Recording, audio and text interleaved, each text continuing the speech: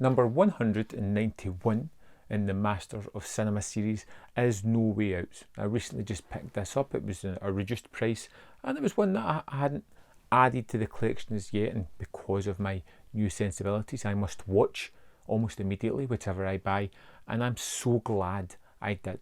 I can see me previously buying this and just throwing it in the collection and forgetting about it, but I'm so happy that I stuck on this film, directed by Joseph L. Mankiewicz. I think it was 1950 it came out, and stars Sidney Poitier as Dr. Luther Brooks. And as we learn at the start, he's just qualified. He's the sort of first black doctor in this hospital that's working.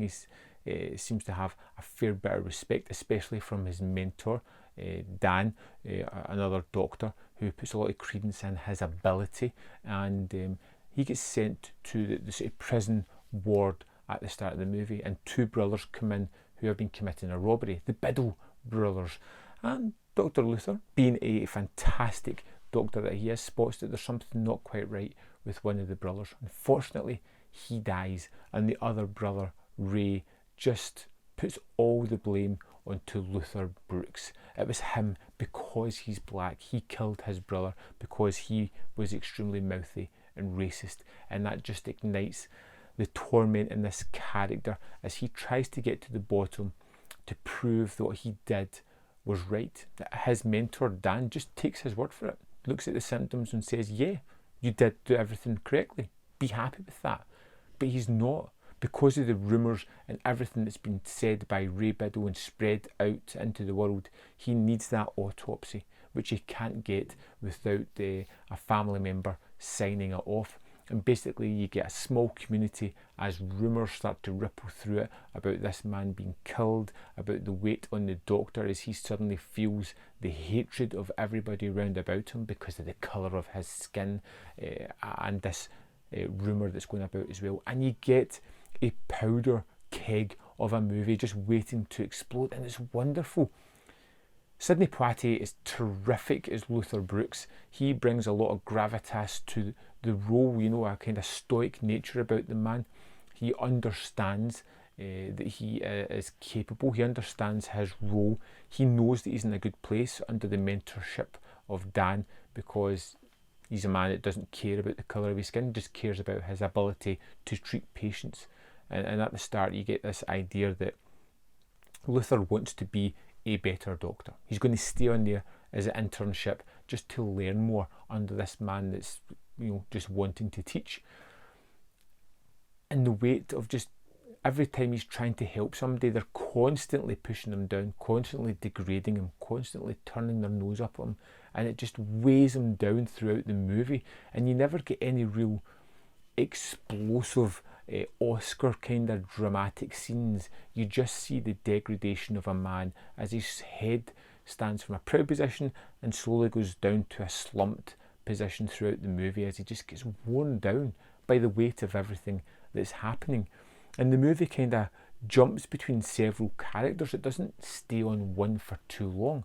We spend a good bit of time with Dan and the way he handles himself, or talks to other doctors, constantly backing up Luther because, well, he did the right thing. But the standout here, the true standout, is the truly horrible Ray Biddle. The guy who plays that is just perfection. Richard Widmark is terrific in the role, and he really creates this horrible, poisonous, destructive character, so much so that whenever I see him in another movie again, I'm going to think of Ray Biddle and just how torturous and poisonous this man is. And he is the real cancer at the heart of this, because whoever he comes in contact with, he manipulates and twists and turns and changes their point of view into his twisted way of thinking, hoping for some kind of revenge against this doctor who was only trying to do his job, but he's the wrong colour of skin to fit in with Ray's world views. Other than that, there are several other standout scenes that I just absolutely love. There is a riot between white people and black people that's set up with these violent tendencies, and it is staged incredibly well. It's tense, it is nail-biting. You know that people are going to get hurt with this. You're really worried for some of the characters as well. You don't see the real carnage that goes on, but you get all the tense and suspenseful build up towards it, and it's a standout scene in the movie. No Way Out was an absolute treat of a movie. I couldn't believe how engaged I was, how much enjoyment I got from it, how it just put me through the emotional ringer following these characters and how they were, how much I personally despised Ray Biddle while watching the movie. It was one of those kind of things where it got really under my skin and really affected me. No Way Out is terrific. I absolutely loved the movie. Can't believe I'd never even heard of it before. So glad to have watched it. Again, it's a highly recommended movie. You must check out if you haven't seen it. Have you seen No Way Out? Let me know in the comment box your thoughts on the movie, and I'll see you next time on Man v Film.